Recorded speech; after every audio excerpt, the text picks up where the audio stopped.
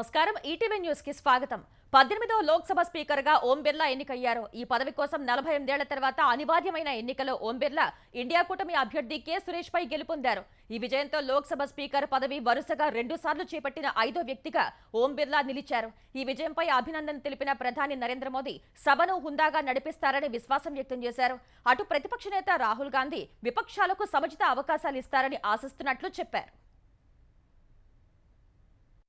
18వ లోక్సభ స్పీకర్గా ఓం బిర్లా ఎన్నికయ్యారు స్వతంత్ర భారత చరిత్రలో మూడోసారి స్పీకర్ పదవి కోసం అనివార్యమైన ఎన్నికలో ఓం బిర్లా మూజువాణి ఓటుతో గెలిచినట్లు ప్రొటెం స్పీకర్ భర్తృహరి మెహతా ప్రకటించారు ఈ ఉదయం 11 గంటలకు లోక్సభ సమావేశం కాగానే 18వ లోక్సభ స్పీకర్గా ఓం బిర్లాకు మద్దతుగా ప్రధాని నరేంద్ర మోదీ తీర్మానం ప్రతిపాదించగా రక్షణ మంత్రి రాజ్నాథ్ సింగ్ బలపరిచారు ఆ తర్వాత మరికొందరు మంత్రులు ఎన్డీఏకు చెందిన ఎంపీలు ఓం బిర్లా అభ్యర్థిత్వానికి మద్దతు ప్రకటించారు ఆ తర్వాత ఇండియా కూటమి తరపున కె సురేష్ పేరును శివసేన ఎంపీ అరవింద్ సావంత్ ప్రతిపాదించగా ఇతర పార్టీలకు చెందిన మరికొందరు బలపరిచారు తర్వాత మూజువాణి ఓటుతో 18వ లోక్సభ స్పీకర్ గా ఓం బిర్లా ఎన్నికైనట్లు ప్రొటెం స్పీకర్ ప్రకటించారు ఆ వెంటనే ప్రధాని నరేంద్ర మోదీ ప్రతిపక్ష నేత రాహుల్ గాంధీ పార్లమెంటరీ వ్యవహారాల శాఖ మంత్రి కిరణ్ రిజిజు ఓం బిర్లా వద్దకు వెళ్లి అభినందనలు తెలిపారు ఆయన్ను స్పీకర్ స్థానం వరకు వెంట తీసుకొచ్చి సీట్లో కూర్చోబెట్టారు తర్వాత మాట్లాడిన మోదీ పార్లమెంటు చరిత్రలోనే 17వ లోక్సభ కాలం స్వర్ణయుగమని కొనియాడారు ప్రస్తుత సభ మరింత బాధ్యతతో వ్యవహరిస్తుందని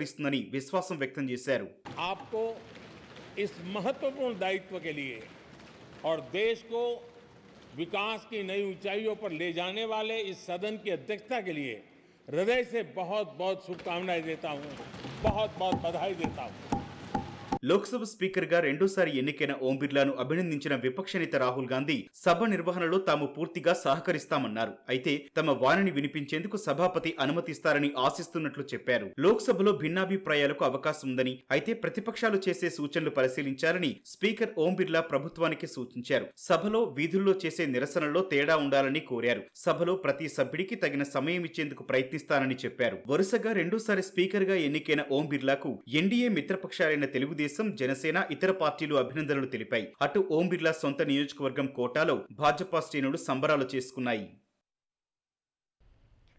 వైకాపా మాజీ ఎమ్మెల్యే పిన్నెల్లి రామకృష్ణారెడ్డి పోలీసులు అరెస్ట్ చేశారు ఈవీఎం ధ్వంసం సహా అడ్డుకున్న వారిపై దాడులు వంటి కేసుల్లో పిన్నెల్లి ముందస్తు బెయిల్ పిటిషన్లను హైకోర్టు కొట్టివేయగా పోలీసులు నర్సరావుపేటలో ఆయన అదుపులోకి తీసుకుని ఎస్పీ కార్యాలయానికి తరలించారు పోలింగ్ సందర్భంగా మార్చర్ల నియోజకవర్గంలోని ఓ పోలింగ్ కేంద్రంలోకి అనుచరులతో కలిసి వెళ్లిన పిన్నెల్లి వీవీప్యాట్ ఈవీఎంను ధ్వంసం చేశారు ఈ వ్యవహారంలో ఈసీ ఆదేశాల మేరకు పిన్నెల్లిపై పోలీసులు కేసు పెట్టారు పలువురు తెలుగుదేశం కార్యకర్తలపై దాడులు చేసిన ఘటనలో పిన్నెల్లిపై కేసులు నమోదు కాగా 4 కేసుల్లో అరెస్ట్ నుంచి రక్షణ కోరుతూ ఆయన హైకోర్టులో 4 ముందస్తు బెయిల్ పిటిషన్లు దాఖలు చేశారు వాటిపై విచారణ జరిపిన హైకోర్టు కొట్టివేస్తూ ఉత్తర్వులు ఇచ్చింది వెంటనే నర్సరావుపేటలో పిన్నెల్లిని అరెస్ట్ చేసిన పోలీసులు మార్చర్ల కోర్టులో హాజరుపరిచేందుకు తీసుకువెళ్తున్నారు ముఖ్యమంత్రి చంద్రబాబు కుప్పం పర్యటన కొనసాగుతోంది పర్యటనలో రెండో రోజు కుప్పం నియోజకవర్గంతో పాటు వివిధ ప్రాంతాల నుంచి పెద్ద ఎత్తున తరలివచ్చిన ప్రజలు ఆర్ఎన్బి అతిథి గృహం వద్ద చంద్రబాబుకు వినతులు అందించారు వారి నుంచి వినతులు స్వీకరించిన చంద్రబాబు సమస్యలన్నీ పరిష్కరిస్తామని హామీ ఇచ్చారు అక్కడి నుంచి కుప్పం డిగ్రీ కళాశాలకు వెళ్లిన ఆయన నియోజకవర్గ అభివృద్ధిపై అధికారులతో సమీక్ష నిర్వహించారు సమస్యలను వెంటనే పరిష్కరించాలని ఆదేశించారు తర్వాత పీఈఎస్ ఆడిటోరియానికి వెళ్లి తెలుగుదేశం నాయకులు ప్రధాన కార్యకర్తలతో సమావేశం నిర్వహించారు పల్లెలు పరిశుభ్రంగా ఉన్నప్పుడే అక్కడి ప్రజలు ఆరోగ్యంగా ఉంటారని అందుకోసం అన్ని చర్యలు తీసుకోవాలని AP deputy CM Pawan Kalyan అన్నారు అందుకే పారిశుధ్యం కోసం నిధుల్ని సక్రమంగా వినియోగించి సమస్యలు రాకుండా చూడాలని పవన్ అధికారులను ఆదేశించారు స్వచ్ఛాంధ్ర కార్పొరేషన్ కార్యకలాపాలపై పవన్ ఇవాళ అధికారులతో సమీక్షించారు పల్లెలో పారిశుధ్య పనులు చెత్త తరలింపు పచ్చదనం పెంపు వంటి కార్యక్రమాలపై అధికారులు ఆయనకు పవర్ పాయింట్ ప్రజెంటేషన్ ద్వారా వివరించారు 5 ఏళ్లలో స్వచ్ఛాంధ్ర కార్పొరేషన్ నిధుల వినియోగంపై పవన్ ఆరా తీశారు స్వచ్ఛ భారత్ కింద కేంద్రం ఇచ్చే నిధులు కూడా దారి మళ్లించిన విషయం ప్రస్తావనకు వచ్చింది ఇప్పుడు అలాంటి పరిస్థితి ఉండదని పవన్ స్పష్టం చేశారు అసెంబ్లీలో జగన్ వైకాపా శాసనసభాపక్ష నేత మాత్రమేనని ఆంధ్రప్రదేశ్ శాసనసభ వ్యవహారాల శాఖ మంత్రి పయ్యావుల కేశవ్ స్పష్టం చేశారు మొత్తం సభ్యుల్లో 10వ వంతు ఉంటేనే ప్రతిపక్ష నేత హోదా వస్తుందని తేల్చి చెప్పారు ఆ విషయం తెలుసుకోకుండా స్పీకర్కు లేఖ రాయటం పట్ల ఆయన తీవ్రంగా ఆక్షేపణ వ్యక్తం చేశారు అధికారంలో ఉన్నప్పుడు ఒకలా ప్రతిపక్షంలో ఉన్నప్పుడు మరోలా జగన్ మాట్లాడుతున్నారని మండిపడ్డారు గతంలో లోక్సభలో తెలుగుదేశం నేత ఉపేంద్రకు ఉమ్మడి ఆంధ్రప్రదేశ్లో పి జనార్దన్ రెడ్డికి ప్రతిపక్ష నేత హోదా ఇచ్చారన్న జగన్ వ్యాఖ్యలు పూర్తిగా అవాస్తవమని తేల్చి చెప్పారు వారికి ఆయా పార్టీల ఫ్లోర్ లీడర్లుగా మాత్రమే అవకాశం ఇచ్చారని కేశవ్ గుర్తు చేశారు జగిత్యాల ఎమ్మెల్యే సంజయ్ కుమార్ కాంగ్రెస్ లో చేరటంతో హస్తం పార్టీలో చెలరేగిన పంచాయతీ ఢిల్లీకి చేరింది. సంజయ్ ను చేర్చుకోవడంపై అలకబోనిన సీనియర్ నేత ఎమ్మెల్సీ జీవన్ రెడ్డిని బుజ్జగించేందుకు తెలంగాణ నాయకత్వం చేసిన ప్రయత్నాలు ఫలించని పరిస్థితిలో కాంగ్రెస్ అధిష్టానం ఆయన్ని ఢిల్లీకి ఆహ్వానించింది. ప్రభుత్వ విప్ అడ్లూరి లక్ష్మణ్ జీవన్ రెడ్డిని వెంట పెట్టుకుని ఢిల్లీ బయలుదేరి వెళ్లారు. సీఎం రేవంత్ రెడ్డి, కాంగ్రెస్ తెలంగాణ వ్యవహారాల ఇన్ఛార్జ్ దీపాదాస్ ముంచి ప్రస్తుతం ఢిల్లీలోనే ఉండగా జీవన్ రెడ్డి వారితో సమావేశమయ్యే అవకాశం ఉంది. అనంతరం కాంగ్రెస్ పెద్దలతో కూడా భేటీ ఉంటుందని తెలుస్తోంది. 40 ఏళ్ల నుంచి కాంగ్రెస్ లో ఉన్న సీనియర్ నేత అలకపోనడం పార్టీ శ్రేణుల్లో తప్పుడు సంకేతాలు వెళ్తుందని భావించిన కాంగ్రెస్ అధిష్టానం ఈ మేరకు నష్ట నివారణ చర్యలు చేపట్టినట్లు పార్టీ వర్గాలు చెబుతున్నాయి. ఉప ముఖ్యమంత్రి భట్టి విక్రమార్క, మంత్రి శ్రీధర్ బాబు తదితరులు బుజ్జగించినప్పటికీ జీవన్ రెడ్డి ఎమ్మెల్సీ పదవికి రాజీనామా చేసి కాంగ్రెస్ లో కొనసాగుతానని చెప్పిన వేళ అధిష్టానం దిద్దుబాటు చర్యలు చేపట్టింది. ఎన్టీపీసీ బూడిద రవాణా వ్యవహారంలో మంత్రి పొన్నం ప్రభాకర్ 100 కోట్ల అవినీతికి పాల్పడినట్లు నిరూపితమైందని హుజురాబాద్ ఎమ్మెల్యే పాడి కౌశిక్ రెడ్డి ఆరోపించారు. నిజాయితీ పరుడైతే జూబ్లీహిల్స్ లోని వెంకటేశ్వర స్వామి గుడిలో మంత్రిని ప్రమాణం చేయాలని నిన్న సవాల్ చేసిన కౌశిక్ రెడ్డి ఇవాళ ఆ ఆలయానికి వచ్చారు. కార్యకర్తలతో కలిసి ప్రత్యేక పూజలు చేశారు. పొన్నం ప్రభాకర్ అవినీతిని ప్రశ్నిస్తే తనకు కోర్టు నోటీసులు పంపారని విమర్శించారు. ఓవర్లోడ్ తో వెళ్తున్న ఫ్లై యాష్ లారీల వల్ల భారత హయాంలో వేసిన రోడ్లన్నీ పాడవుతున్నాయని కౌశిక్ రెడ్డి ఆక్షేపించారు. రవాణా శాఖ మంత్రిగా పొన్నంకు బాధ్యత లేదా అంటూ ప్రశ్నించారు. బ్లాక్ బుక్ లో మొదటగా మంత్రి పొన్నం ప్రభాకర్ పేరునే నమోదు చేసినట్లు కౌశిక్ రెడ్డి వివరించారు. ఆంధ్రప్రదేశ్లో సహకార వ్యవస్థను సమగ్రంగా ప్రక్షాళన చేస్తామని వ్యవసాయ శాఖ మంత్రి అచ్చెన్నాయుడు స్పష్టం చేశారు.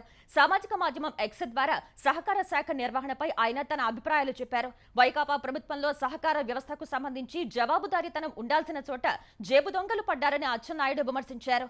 అవినీతి లెక్కలు తేల్చి మెక్కినదంతా కక్కిస్తామని స్పష్టం చేశారు. అవినీతికి పాల్పడిన సహకార సంఘాలు, డీసీసీబీ బ్యాంకుల్లో సమగ్ర విచారణ జరిపి కఠిన చర్యలు తీసుకుంటామన్నారు. సీఎం చంద్రబాబు సారథ్యంలో నూతన సంస్కరణలు తెచ్చి సహకార వ్యవస్థను బలోపేతం చేస్తామని మంత్రి తెలిపారు. ఆంధ్రప్రదేశ్ రోడ్లను చూసి రాష్ట్రానికి వచ్చే పరిశ్రమలు సైతం పారిపోతున్నాయని ఏపీ రోడ్లు భవనాల శాఖ మంత్రి బీసీ జనార్దన్ రెడ్డి అన్నారు. సచివాలయంలో రోడ్లు భవనాల శాఖ మంత్రిగా బాధ్యతలు స్వీకరించిన ఆయన తెలుగుదేశం హయాంలో R&B శాఖకు 14,900 కోట్లు బడ్జెట్ ఇచ్చారని గుర్తు చేశారు. ఇందులో 80% ఖర్చు చేశామని వెల్లడించారు. వైకాపా ప్రభుత్వం వచ్చాక 19,420 కోట్లు కేటాయిస్తే అందులో కేవలం 46% మాత్రమే ఖర్చు చేశారన్నారు. ఏపీకి పరిశ్రమలు రావాలంటే ప్రస్తుత రోడ్లు మారాలని జనార్దన్ రెడ్డి అన్నారు. ఆ దిశగా అడుగులు వేస్తున్నామని పేర్కొన్నారు. ప్రభుత్వ ఎయిడెడ్ ఉన్నత విద్యా సంస్థల ప్రవేశాల్లో దివ్యాంగులకు 5% రిజర్వేషన్ అమలు చేయాలని తెలంగాణ ప్రభుత్వం స్పష్టం చేసింది. గరిష్ట వయోపరిమితిలో దివ్యాంగులకు 5 ఏళ్లు సడలింపు ఇవ్వాలని తెలిపింది. దివ్యాంగుల హక్కుల చట్టం 2016లోని రిజర్వేషన్ల నిబంధనను ప్రభుత్వ ఎయిడెడ్ ఉన్నత విద్యా సంస్థలకు వెంటనే అమలు చేయాలని పేర్కొంది. ఈ మేరకు దివ్యాంగుల శాఖ కార్యదర్శి వాకాటి కరుణ వివిధ ఉన్నత విద్యా శాఖలకు నోటి పంపారు. రాజకీయాలే పరమావధిగా నడుస్తున్న ప్రజాప్రభుత్వానికి గురుకుల టీచర్ పోస్టుల అభ్యర్థుల బాధలు కనిపించకపోవడం బాధాకరమని మాజీ మంత్రి హరీష్ రావు అన్నారు. గురుకుల అభ్యర్థుల ఆందోళనపై సామాజిక మాధ్యమం ఎక్స్ లో స్పందించిన హరీష్, సీఎం ఇంటి ముందు మోకాళ్లపై నిలబడి అభ్యర్థించినా, మంత్రులు అధికారులను కలిసి ఎన్నిసార్లు విజ్ఞప్తి చేసినా ఫలితం లేదని విమర్శించారు. పేద, బడుగు, బలహీన వర్గాల పిల్లలకు అత్యున్నత, నాణ్యమైన రెసిడెన్షియల్ తో కూడిన విద్యను పూర్తి ఉచితంగా అందించే లక్ష్యంతో భారత హయాంలో గురుకులాలు ఏర్పాటు చేశామని హరీష్ రావు గుర్తు చేశారు. టీచర్ల కొరత లేకుండా చేసి విద్యా ప్రమాణాలు పెంచేందుకు 9,210 టీచర్ పోస్టుల భర్తీకి భారత ప్రభుత్వ హయాంలోనే చర్యలు చేపట్టామని వివరించారు. ఒక్క పోస్టు కూడా మిగలరాదు అనే లక్ష్యంతో ఉన్నత హోదా పోస్టుల నుంచి ప్రారంభించి కింది స్థాయి పోస్టుల వరకు ఫలితాలు వెల్లడించి భర్తీ చేయాలని నిర్ణయిస్తే ప్రస్తుత ప్రభుత్వ తీరుతో ఒకే అభ్యర్థికి 1 కంటే ఎక్కువ ఉద్యోగాలు వచ్చాయని హరీష్ ఆక్షేపించారు. ఈ కారణంగా దాదాపు 2,500కు పైగా పోస్టులు మిగిలిపోయి అభ్యర్థులు ఉద్యోగ అవకాశాలు కోల్పోయే పరిస్థితి వచ్చిందన్నారు. ఈ అంశంపై దృష్టి పెట్టి పోస్టులు మిగిలిపోకుండా చర్యలు తీసుకోవాలని హరీష్ రావు ప్రభుత్వాన్ని డిమాండ్ చేశారు. పార్టీలకు అతీతంగా ఉంటారని ప్రమాణం చేసిన తెలంగాణ శాసన సభాపతి ప్రసాద్ కుమార్ పై ఏం ఒత్తిళ్లు ఉన్నాయో చెప్పాలని మాజీ మంత్రి జగదీష్ రెడ్డి డిమాండ్ చేశారు.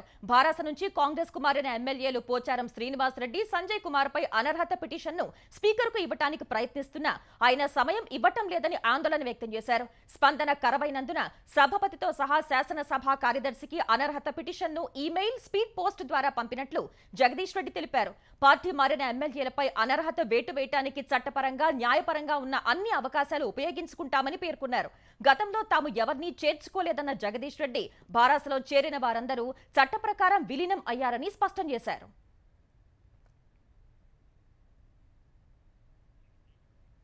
ఢిల్లీ మద్యం కేసులో ముఖ్యమంత్రి అరవింద్ కేజ్రీవాల్ ను సీబీఐ అరెస్ట్ చేసింది. రౌస్ అవెన్యూ కోర్టు ప్రత్యేక న్యాయమూర్తి అమితాబ్ రావత్ ఆదేశాలతో సీబీఐ అధికారులు కేజ్రీవాల్ ను అరెస్ట్ చేశారు. ఇదే కేసులో ఎన్ఫోర్స్మెంట్ డైరెక్టరేట్ ఈడీ అరెస్ట్ చేయగా తిహాడ్ కేంద్ర కారాగారంలో ఉన్న కేజ్రీవాల్ ను ఇవాళ ఉదయం కోర్టు ముందు హాజరుపరిచారు. ఇదే సమయంలో ఆయన్ను అరెస్ట్ చేసేందుకు సీబీఐ అనుమతి కోరింది. ఇందుకు ప్రత్యేక కోర్టు న్యాయమూర్తి అనుమతి ఇవ్వగా కేజ్రీవాల్ ను అరెస్ట్ చేసిన సీబీఐ వెంటనే ఆయన కస్టడీ కోసం అభ్యర్థించింది. ఈ అభ్యర్థనపై వాదనలు విన్న కోర్టు తీర్పు రిజర్వ్ చేసింది. ఈడీ కేసులో తనకు బెయిల్ మంజూరు చేస్తూ ట్రయల్ కోర్టు ఇచ్చిన తీర్పు అమలును నిలిపివేస్తూ సుప్రీంకోర్టులో వేసిన పిటిషన్ను కేజ్రీవాల్ ఇవాళ ఉపసంహరించుకున్నారు. ట్రయల్ కోర్టు తీర్పును కొట్టివేస్తూ ఢిల్లీ హైకోర్టు ఉత్తర్వులు ఇవ్వడంతో కేజ్రీవాల్ సుప్రీంలో పిటిషన్ వెనక్కి తీసుకున్నారు. హైకోర్టు పూర్తి స్థాయి ఆదేశాలు, సీబీఐ అరెస్టు వంటి కొత్త పరిణామాల మధ్య సమగ్ర పిటిషన్ను వేస్తామని కేజ్రీవాల్ తరపు న్యాయవాది అభిషేక్ సింఘ్వి కోరగా సుప్రీంకోర్టు అనుమతి ఇచ్చింది.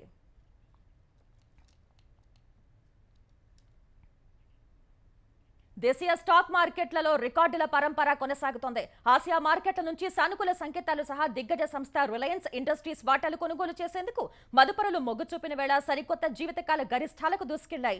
గత సెషన్లో 712 పాయింట్లు పెరిగిన సెన్సెక్స్ ఇవాళ మరో 621 పాయింట్లు పెరగడం సహా ఆల్ టైమ్ గరిష్ట స్థాయికి చేరింది. ఉదయం 78,094 పాయింట్ల వద్ద బీఎస్ఈ సూచి ప్రారంభమైంది. మొదట్లో 77,946 పాయింట్ల కనిష్ట స్థాయి నమోదు చేసింది. తర్వాత కొనుగోళ్ల మద్దతు క్రమంగా దూసుకు వెళ్లిన సెన్సెక్స్ ఒక దశలో 78,759 పాయింట్ల సరికొత్త జీవితకాల గరిష్టానికి చేరింది. చివరకు 78,674 పాయింట్ల వద్ద స్థిరపడింది. జాతీయ స్టాక్ ఎక్స్చేంజ్ సూచి నిఫ్టీ 147 పాయింట్లు పెరిగి 23,869 పాయింట్ల సరికొత్త జీవితకాల గరిష్ట స్థాయి వద్ద ముగిసింది.